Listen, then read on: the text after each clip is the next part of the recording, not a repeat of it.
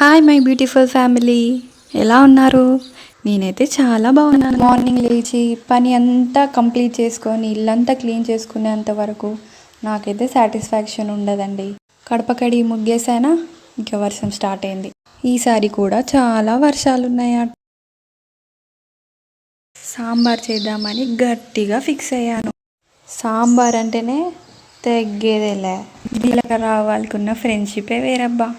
ప్రతి కూరలో ఉంటారు. ఎల్లిపాయలు కరివేపాకు వేసేసుకోండి. పచ్చిమిర్చి ఉల్లిగడ్డ పక్కా వేయాలి. నా దగ్గర మాత్రం మునక్కాయ, బెండకాయ, టమాటా ఉంది, అందుకే ఇవి 3 యాడ్ చేస్తున్నాను. సాల్ట్ యాడ్ చేసుకోవాలి.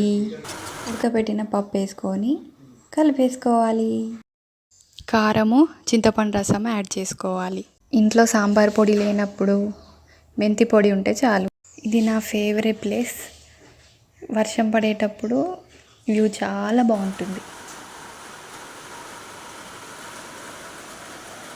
సాంబార్ మసాలాక ధనియాల పొడి వేసి స్టవ్ ఆఫ్ చేసేయండి. Okay bye.